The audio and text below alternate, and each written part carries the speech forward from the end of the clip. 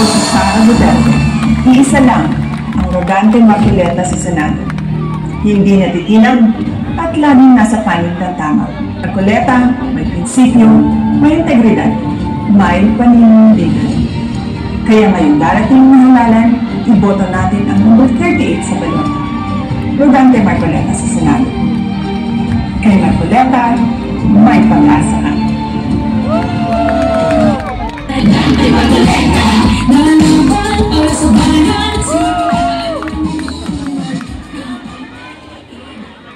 Kapag binasa po ninyo ang dyaryo kaninang umaga, ang sinasabi po ay bumaba na raw po ang presyo ng mga bilihin.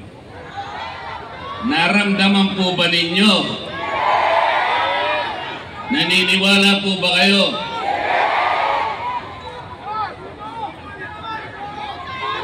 Kasi po, talagang walang pagbabago ang pagtaas ng pangunahing bilihin ngayon.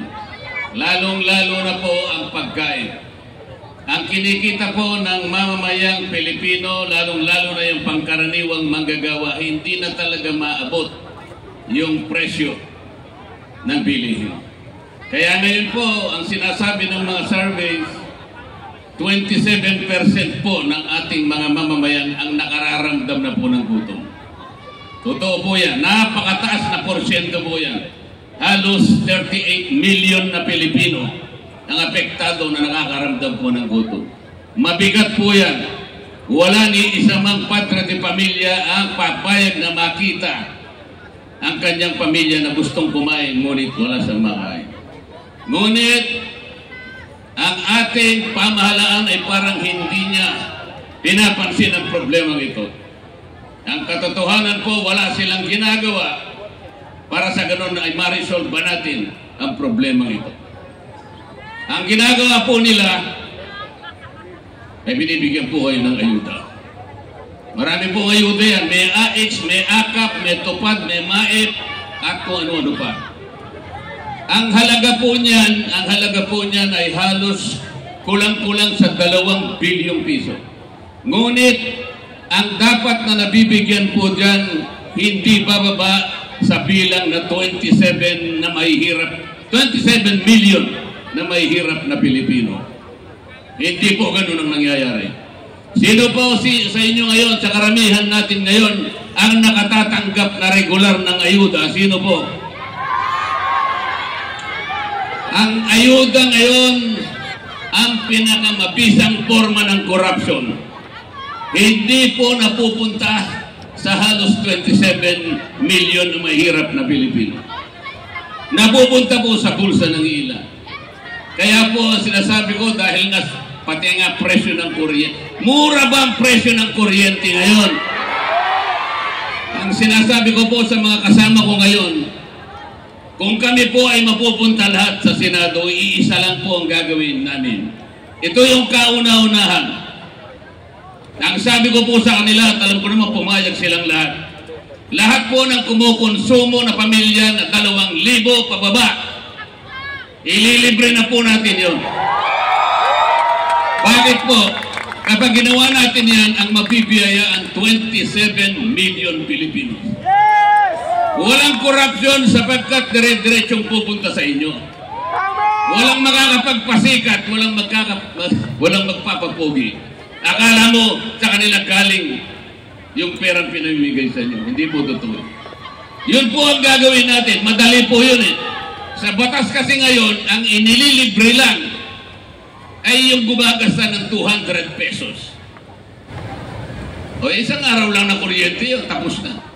Paano yung ibang araw? Hindi 200 pesos, dapat 2,000 pesos para mabiyayaan ang 27 million na mahirap na Pilipino. Ganun dapat ang iniisip natin. Hindi kung ano-anong ayuda na. Sa kanila nagagaling yun. Sa kanila napupunta yun. Ngayon po ay gusto ko kayong pasalamatan. Sa kahuli-huli ang pagkakataon na nagkati po ng PDP laban. Hanggang ngayon, nandito pa po kayo.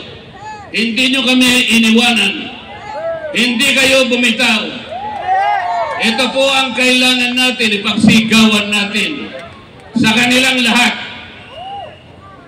Hindi na kayo dapat magpabudol. Bakit? Yung konting ayuda ba na ibibigay sa inyo, masisilaw na kayo? Yun na ba ang katapat ng serbisyong hinahanap ng Pilipino? Yun pa yung sagot para ibangon ang kahirapan ng isang pamilyang Pilipino? Hindi po sagot yan. Salamat po. Huwag kayong pabibili, huwag kayong palilin lang. Natatakot na po kinakabahan na po silang lahat ngayon. Nagtatago na lang sila sa survey. Dalawa lang daw po ang mananalo o maring tatlo sa PDP laban. Hindi po totoo yan. Nagtatago sila roon, kinakabahan sila. Pinipilit nilang ibaba kami lahat sa survey. Naniniwala ba kayo sa survey? Huwag kayong pabubudol. Ang ating bansa, ang isipin ninyo, ang kinabukasan ng ating bansa, ang katarungan, wala na pong rule of law, wala na due process. Tingnan po ninyo yung ginawa nila. Tatanggalin nila ang Vice President. Walang kasalanan ng Vice President. Hindi na nila pababalikin ng Pangulong Duterte kung sila lang ang masusunod. Papayag ba kayong lahat? Walang papayag yan. Salamat po sa inyong lahat, sa inyong pagtangkilik. Salamat sa sambayan ng Pilipino na kumikilala sa katwiran, kumikilala sa katotohanan at katarungan. Dante Marcoleta, 38, Calibre 38. Pagbababarilin po natin ang mga problema ng ating bansa.